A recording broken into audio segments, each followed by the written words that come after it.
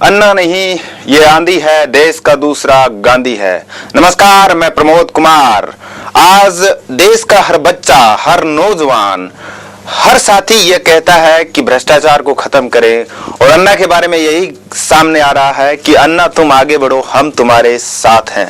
जी हाँ, अन्ना का ये कैसा आंदोलन कैसा चल रहा है, पूरी कहानी हम आपको बताएंगे। माता की जय, भारत माता की जय, इंकलाब जिंदाबाद, इंकलाब जिंदाबाद।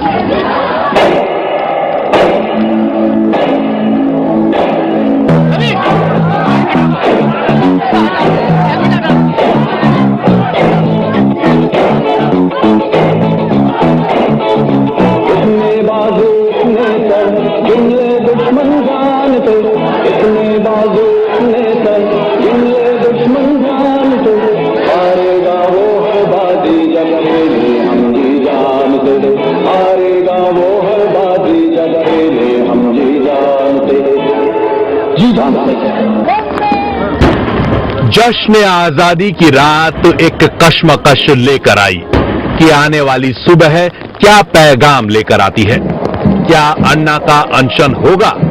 अगर होगा तो कहां होगा? देश का मीडिया रात भर ये सुराग हासिल करने में लगा रहा। उगते सूरज के साथ दिल्ली क्राइम ब्रांच के डीसीपी अशोक चांद 2 एसएचओ के साथ मयूर विहार के उस फ्लैट में जा पहुंचे जहां अन्ना हजारे टिके हुए थे। उन्होंने अन्ना के आगे पुलिस की शर्तें रखी। अन्ना नहीं माने तो हाथ जोड़कर उन्हें अपने साथ ले चले। तब सुबह के 7:30 बजे थे। दिल्ली पुलिस अन्ना को एक इनोवा में बिठाकर चल पड़ी और इसके साथ ही मानो इनकलाब आ गया। अब अन्ना के साथ पूरा देश साथ था, लोग साथ थे, पूरा समर्थन अन्ना को मिल रहा था। लोग छोटी छोटी टुकड़ियों में जेपी पार्क पहुंच रहे थे, लेकिन पुलिस ने 144 धारा लगाकर इन टुकड़ियों की गिरफ्तारी करना शुरू कर दिया। जी हां, बहुत से लोगों की गिरफ्तारियां होने लगी, ये संख्या हजारों में पहुंच गई। लेकिन अन्ना की आंधी को रोकने में यह पुलिस की धारा 144 भी नाकाम रही।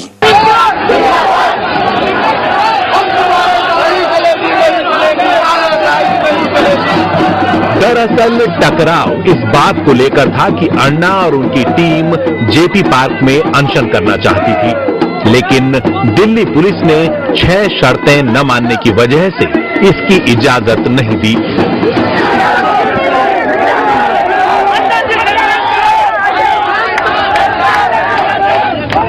लहराते तिरंगों और पोस्टर बैनरों से लैस पब्लिक सड़कों पर लेट गई।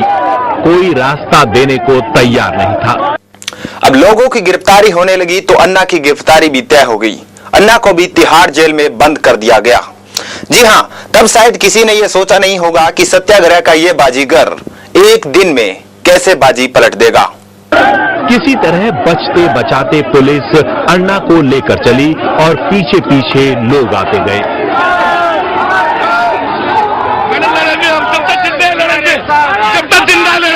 ये वही कार है जिसमें अन्ना को लेकर के जाया जा रहा है। पुलिस ने उन्हें डिटेन किया। बड़ी तादाद में यहाँ पुलिस वाले मौजूद हैं, लेकिन उन्हें अन्ना को ले जाने के लिए अच्छा खासा संघर्ष करना पड़ा है। पुलिस वाले यहाँ पे हम बोलेंगे मदन लाल को आपको उसी गाड़ी को दिखाने के लिए जिस गाड़ी में अन्ना को यहाँ जो सुप्रीम इंक्लेव था वहां से डिटेन किया गया, जिस तरह की आशंका जताई जा रही थी कि उन्हें यहाँ से नहीं निकलने दिया जाएगा। लोग यहाँ उनके समर्थक नारे लगा रहे हैं, तिरंगा झंडा ले रखा है हाथों में। अन्ना को पहले सिविल लाइंस के ऑफिसर्स मेस लाया गया। लोगों को जैसे ही इसका पता चला भीड़ उमड़ पड़ी।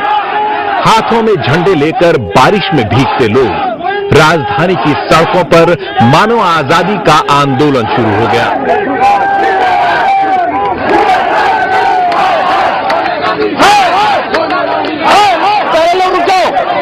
आजादी की दूसरी लड़ाई है, बलिदान होना है। लेकिन जो हुआ इसकी आशंका अन्ना और उनकी टीम को पहले से थी, जिसका खुलासा अन्ना के इस संदेश से हुआ जो पहले ही रिकॉर्ड हो चुका था। जब मैं गिरफ्तार हो गया, मेरे साथ और कार्यकर्ताओं ने भी गिरफ्तारी ली है। बाकी जो लोग हैं उनमें से ज्यादा लोगों ने गिरफ्तारी लेनी है। ऐसा एक समय आना है कि देश के कोई भी जेल में अभी जगह नहीं है, कितनी गिरफ्तारी लेनी पड़ेगी ये आजादी की दूसरी लड़ाई में। अनशन दिन के 10 बजे दिल्ली के जेपी पार्क में शुरू होता, लेकिन अन्ना की गैर मौजूदगी भी लोगों का हौसला नहीं तोड़ पाई। लोग छोटे छोटे जत्थों में वहां पहुंचते रहे, जिन्हें पुलिस धारा 144 तोड़ने के आरोप में बसों में भरने लगी।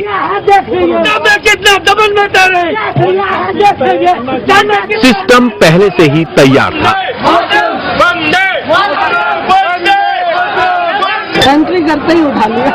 गिरफ्तारियों की तादाद हजारों में होगी, लिहाजा दिल्ली यूनिवर्सिटी के पास छत्रसाल स्टेडियम को जेल के तौर पर तैयार रखा गया। देखते ही देखते हजारों प्रदर्शनकारी स्टेडियम के अंदर पहुंचा दिए गए, लेकिन लोगों का जोश घटने के बजाय बढ़ता गया। इन चोर पैमानों को हटा डालो, मिटा डालो। एक बात मैं कहना चाहूंगा आपके माध्यम से कि इस भ्रष्ट कांग्रेसी सरकार को ये मैसेज दे कि अब इन बहरे सरकार के लिए धमाकों की जरूरत है। यहाँ पर एक देशभक्ति का जज्बा है। यहाँ तिरंगे जो आप लहरते हुए देख रहे हैं, तिरंगा अपने आप में, जैसे कि मैं कह चुका हूँ कि देशभक्ति का जज्बा जगाने के लिए काफी होता है। और देशभक्ति के गाने जब चलते हैं उसके बाद फिर अन्ना हजारे की जो चेहरा सामने आया, भ्रष्टाचार का जो आम आदमी के मन में जो एक गुस्सा है, वो एक चेहरा है अन्ना हजारे। तो अन्ना के समर्थन में बहुत जबरदस्त तरीके से छत्रसाल स्टेडियम में लोग आ गए हैं और एक तरह से जवाब है अन्ना हजारे का। अनजाने में दिल्ली पुलिस ने एक तरह से अन्ना का फायदा ही करा दिया है और अन्ना हजारे ने अपनी ताकत ये दिखा दी है। उधर पुलिस हिरासत में बैठे अन्ना ने तय वक्त पर अनशन शुरू कर दिया और इसके साथ ही अन्ना का आंदोलन राजधानी की सीमाएं लांघता हुआ पूरे देश में फैल गया। जम्मू और चंडीगढ़ से लेकर कर्नाटक और महाराष्ट्र से लेकर कोलकाता तक लोगों का हुजूम सड़कों पर उतरने लगा। लेकिन इसके साथ ही सियासत का ड्रामा शुरू हो गया। कुचलने की कोशिश कानून के नाम पर हुई। सिविल लाइन से अन्ना को स्पेशल कोर्ट लाया गया, जहां अन्ना ने न तो पुलिस की कोई शर्त मानी और न ही अपनी जमानत मांगी।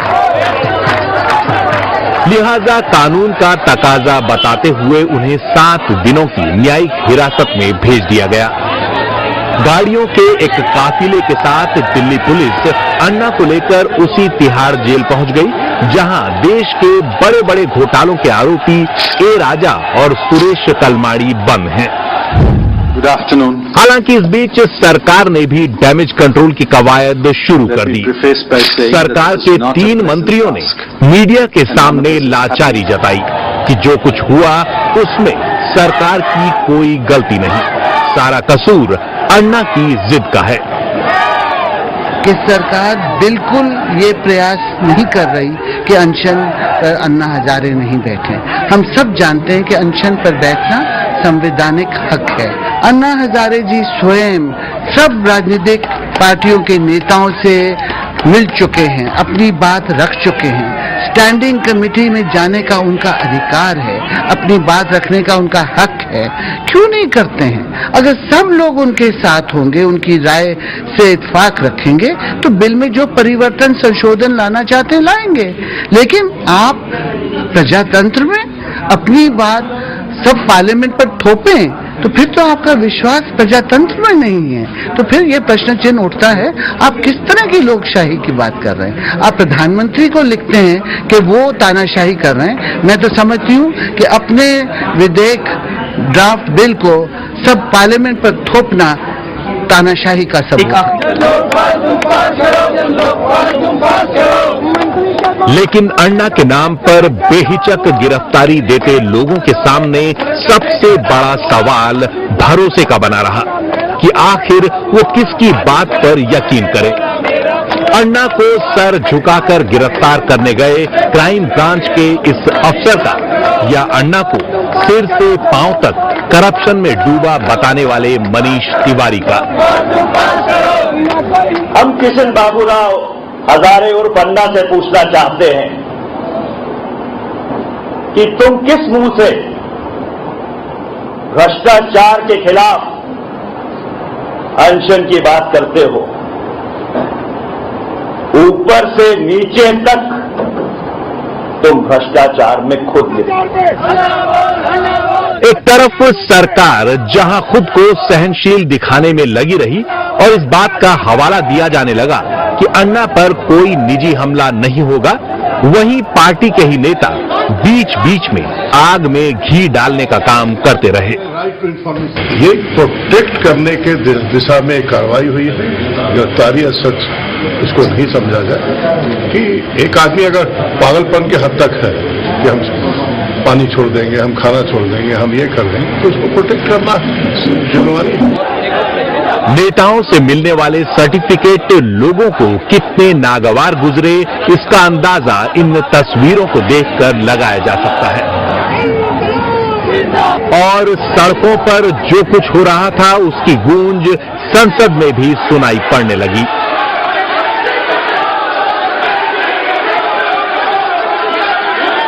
बवाल कुछ इस तरह मचा कि दोनों सदनों की कार्यवाही रोकनी पड़ी।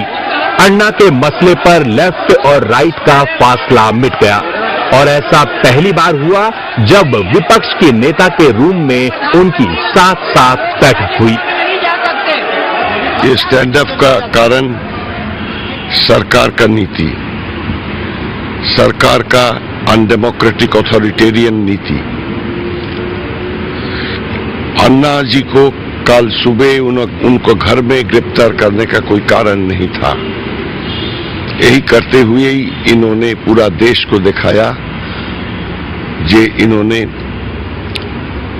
भ्रष्टाचार को खिलाफ लड़ाई नहीं होने देने चाहते हैं। सरकार विरोध प्रदर्शन के तरीके पर सवाल उठाती रही और विपक्ष लोकतंत्र की हत्या का इल्जाम लगाता रहा।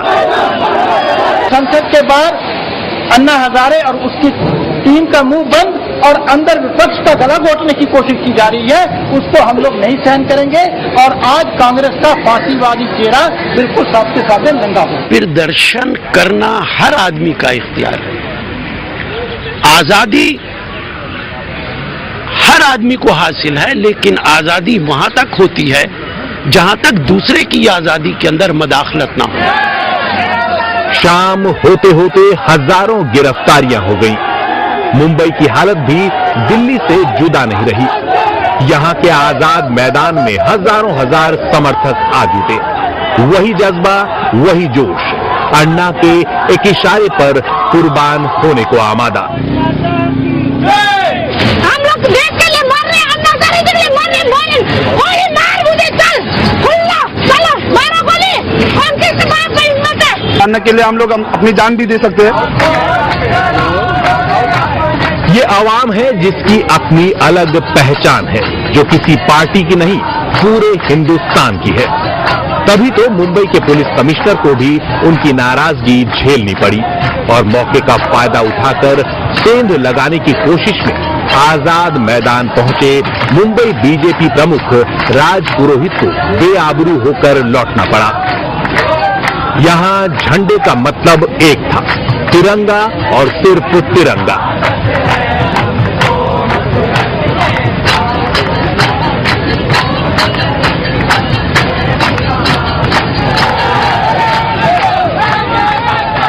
कुछ यही आलम आईटी सिटी बेंगलुरु में भी देखने को मिला।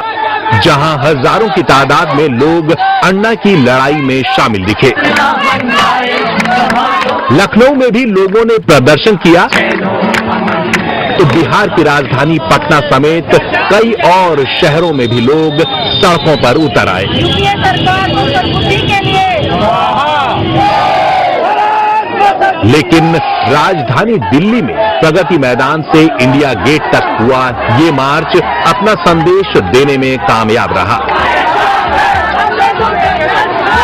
सड़कों पर हो रहे कैंडल मार्च की इस रोशनी ने दिल्ली पुलिस के दिमाग की बत्ती जला दी और फैसला लिया गया कि बदले हालात में अन्ना के ऊपर लगाए गए आरोप वापस ले लेने चाहिए। आनन फानन में उन्हें रिहा करने का आदेश तिहाड़ जेल भेज दिया गया।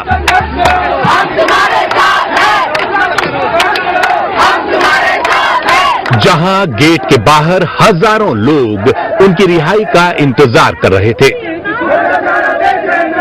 लेकिन भूख के बावजूद अन्ना सब पर भारी पड़े और बाहर आने के बजाय जेल में ही अनशन करने पर अड़ गए, ये कहते हुए कि जब तक उन्हें बिना शर्त अनशन की इजाजत नहीं मिलती वो बाहर नहीं आएंगे। पुलिस हैरान और सरकार परेशान। शायद ही किसी ने सोचा हो कि सत्याग्रह का ये सैनिक सिर्फ 12 घंटे में बाजी पलट देगा।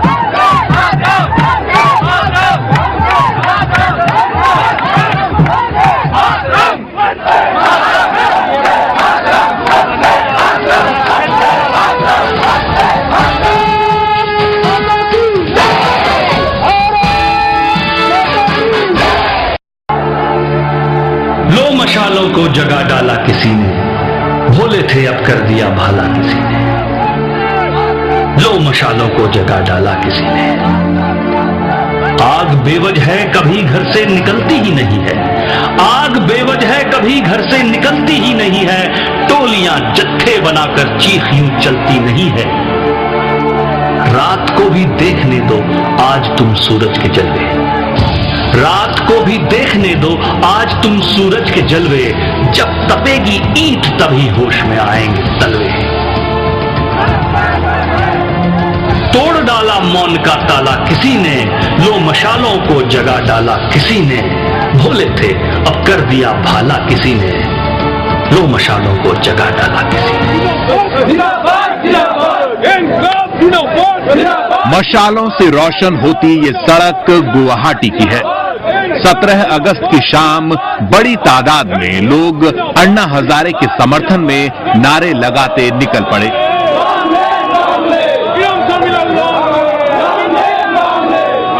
गुवाहाटी और दिल्ली के इंडिया गेट का फासला खत्म हो गया। यहां भी रात ढलते न जाने कहां से लोग कैंडल और मशाल लेकर जमा हो गए।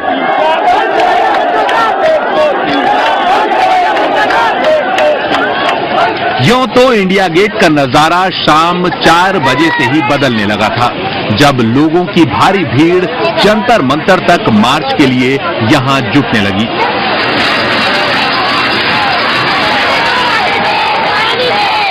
सरकार के लिए लोगों का संदेश साफ था कि उन्हें अन्ना के अनशन को लेकर कोई शर्त मंजूर नहीं है, जबकि अन्ना हजारे खुद सरकार के सबसे बड़े सिरदर्द बनकर तिहाड़ जेल में डेरा जमाए बैठे रहे और बाहर हजारों की तादाद में लोग जमा होकर प्रदर्शन और नारेबाजी करते रहे। बीच बीच में टीम अन्ना के सदस्य लोगों को अंदर का हाल बता रहे थे। इस दौरान योग गुरु रामदेव को भी जेल में जाने और तिरंगा लहराने का मौका मिला। श्री श्री रविशंकर ने भी तिहाड़ में अन्ना से मुलाकात की। अब खींचतान इस बात पर चल रही थी कि अन्ना और उनकी टीम को मनाया कैसे जाए, खासकर संसद में प्रधानमंत्री मनमोहन सिंह के बयान और गृह मंत्री पी चिदंबरम के सलाम के बाद।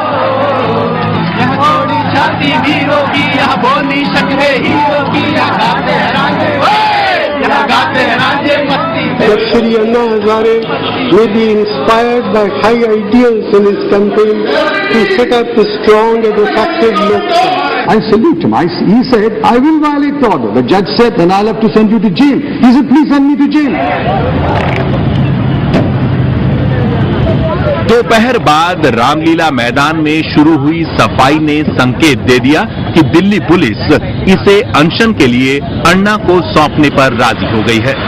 लेकिन आखिरी मुहर आधी रात के बाद लगी, जब दिल्ली के पुलिस कमिश्नर टीम अन्ना को 15 दिनों के अनशन के लिए मनाने में कामयाब रहे। ये मियाद बढ़ाई भी जा सकती है। इस तरह पब्लिक डिमांड पर पुलिस की 22 शर्तों की जंजीर टुकड़े टुकड़े होकर बिखर गई। अन्ना जी सुबह 11 बजे निकलेंगे वहां से तिहाड़ जेल से, और उसके बाद वो राजघाट होते हुए यहाँ पे आएंगे। अन्ना के पीछे कारवां बनता गया और पूरा देश अन्ना के साथ हो गया। इस आंदोलन की आग ऐसी सुलगी कि पूरे देश में एक साथ एक बड़ा आंदोलन हो गया। जी हां, इस आंदोलन को देखकर यूं लगा कि अब शायद किसी भी व्यक्ति को भ्रष्टाचार गवारा नहीं होगा। फिलहाल इस आंदोलन का क्या फैसला आएगा, क्या नतीजा निकलेगा, ये वक्त ही बताएगा। जैसे ही अन्ना की जीत की खबर लोगों तक पहुंची, लोगों में एक नया उत्साह देखने को मिला।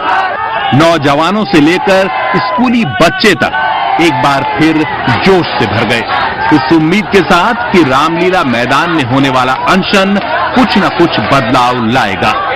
वो कब होगा, कैसे होगा, अभी नहीं कहा जा सकता। जंग अभी जारी है। जब अर्ज़े खुदा के काबे से सब बुत उठवाए जाएंगे, हम अहले सफा मर्दों